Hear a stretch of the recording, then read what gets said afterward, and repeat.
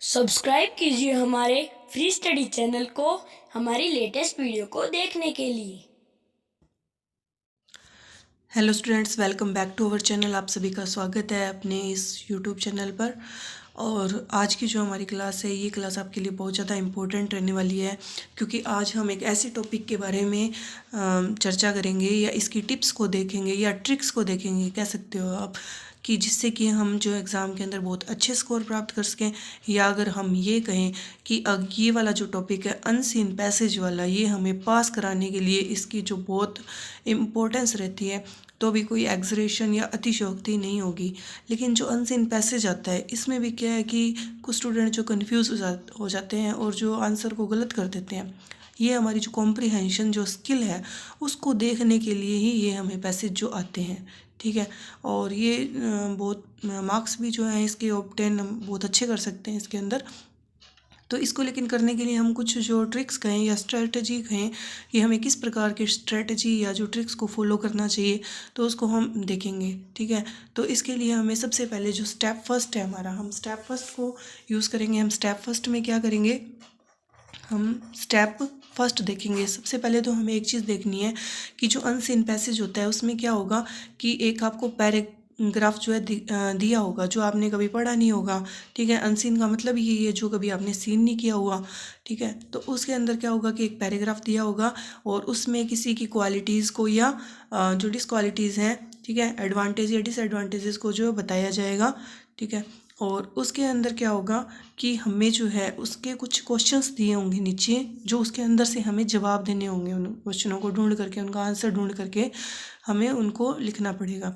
तो उसके अंदर हमें क्या करना चाहिए कि हमारे जो है हम 100% एक्यूरेसी से जो हमारे जो क्वेश्चन है सारे सही करें और हम पूरे में से पूरे नंबर लेकर के आएँ।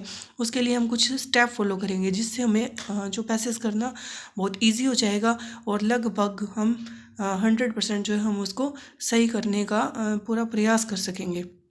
और उसके अंदर हम देखें, सबसे पहले हमें स्टेप फर्स्ट क्या करना है, कोई भी जो हमारे सामने जो पैराग्राफ आएगा अनसीन पैसेज का, उसको हमें सबसे पहले पूरा नहीं रीड करना है। सबसे पहले हमें क्या करना है, हमें उसके सेकंड पैराग्राफ को यानी लास्ट लाइंस को रीड करना है।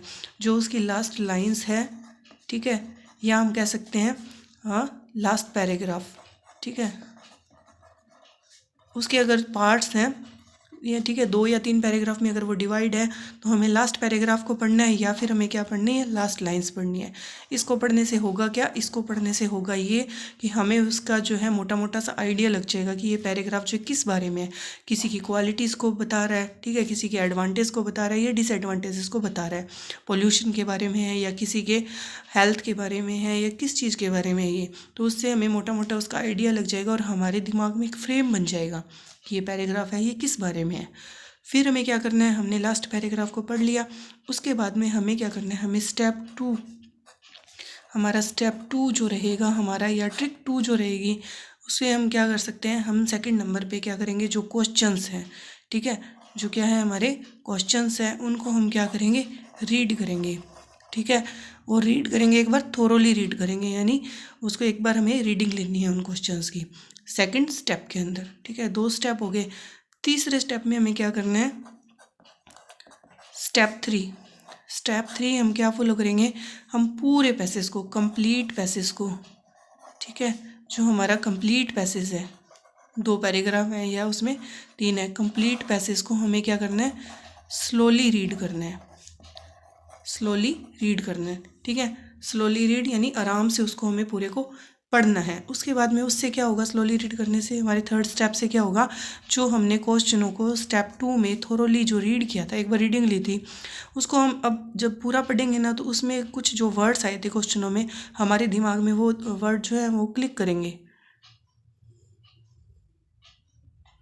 ठीक है। हमारे दिमाग में वो जो वर्ड हैं वो क्लिक करेंगे, तो हमें ध्यान आएगा कि हाँ, इन शब्दों को हमने कहीं देखा है, यानी उन क्वेश्चनों में हमने उन वर्ड्स को अभी अभी देखा है। उनको हम क्या करेंगे, हम अंडरलाइन कर लेंगे, ठीक है, उनको हम अंडरलाइन कर लेंगे। उसके बाद में हम उन क्वेश्चनों पे जाएंगे और क्वेश्चनों को जा करके फिर क्वेश्चन को हम अच्छे से देखेंगे और उसका आंसर उसमें देखेंगे। और जनरली पता है आपको एक चीज़ क्या होता है, कि जैसे फर्स्ट क्वेश्चन होता है तो उसका आंसर हमें लगभग जो है फर्स्ट या सेकंड लाइन में मिल जाता है। सेकंड क्वेश्चन होता है इसी प्रकार से दूसरी या तीसरी लाइन में अगर हम देखें तो लगभग चांसेस ये रहते हैं कि इसी प्रकार से जो हमें आंसर मिल जाते हैं। लेकिन अब थोड़े से टिपिकल आने लग गए हैं जो अनसीन पैसेज हैं, उसके लिए उनमें क्या होता है, अब क्या आने लग गया है, जो आप जो है मान लो अगर 7 क्वेश्चन दिए हुए हैं, उनमें से आप क्या करते हो 3 या 4 क्वेश्चन को आप ईजिली जो है ढूंढ लेते हो, कर लेते हो। जो लास्ट वाले क्वेश्चन आ जाते हैं उसके अंदर क्या होता है, उसके अंदर क्या पूछ लेते हैं, या तो क्या पूछ लेते हैं एंटोनिम पूछेंगे, ठीक है, सिनोनिम पूछेंगे, या फिर कोई फ्रेज दी हुई होगी, फ्रेज देकर के पूछेंगे कि इस पैसेज में उसका आपको क्या ढूंढना है, उसका अर्थ ढूंढना है, ठीक है, उसका मीनिंग ढूंढना है। इसके अंदर आप क्या करोगे, इन शब्दों को मान लो आपको नहीं आता, कोई नया शब्द आ गया, ये मान के चलिए कि कम से कम 8 या 10 जो वर्ड हैं उसके पूरे पैसेज के अंदर वो ऐसे होंगे जो आपने नहीं कभी सुने होंगे, नहीं रीड किए होंगे। लेकिन उनको क्या करना है, जब हम पैसेज को पढ़ेंगे तो हमें उन्हें अंडरलाइन करना है, ठीक है। स्टेप हमारा 4 क्या रहेगा, स्टेप 4 हमारा ये रहेगा कि कंप्लीट पैसेज जब हम रीड करेंगे उस समय हमें क्या करना है, अंडरलाइन करना है। अंडरलाइन किसको करना है, उन शब्दों को करना है, ठीक है, जो कि हमें थोड़े अलग से लगें, थोड़े डिफ़िकल्ट लगें, जिनके बारे में हमने सुना नहीं है।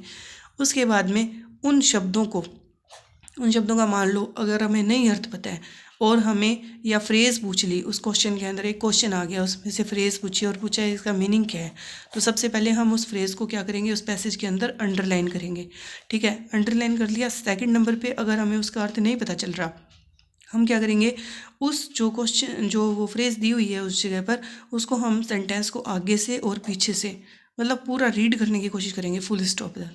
जब हम उसको रीड करेंगे ना तो हमें कुछ कुछ जो है आइडिया सा लग जाएगा, ठीक है, ये जो लाइन थी इसमें क्या कह रहे हैं, ये किस बारे में है, उससे हम उस फ्रेज़ का अर्थ जो है सामान्य सा निकाल सकते हैं, ठीक है। और कई बार क्या होता है, लगभग चांसेस रहते हैं कि हम उस आगे और पीछे जब हम लाइन का अर्थ करने की कोशिश करते हैं तो हम 100% एक्यूरेसी से हम पहुंच जाते हैं हमारे एकदम राइट आंसर की तरफ, ठीक है। ये ट्रिक जो है, आप जो 4 स्टेप है ये फॉलो कीजिए अनसीन पैसेज को और आप करने का प्रयास कीजिए। इससे क्या आपकी जो है 100% जो है एक्यूरेसी रहेगी और इसका जो आपको बहुत बेनिफिट मिलेगा। और इन ट्रिक से अगर आप कोई भी पैसेज सॉल्व करने की कोशिश करोगे तो आपको बहुत अच्छा रिस्पांस मिलेगा और आपके बहुत अच्छे नंबर आएंगे और क्वेश्चन जो है आपके गलत नहीं होंगे। Thank you.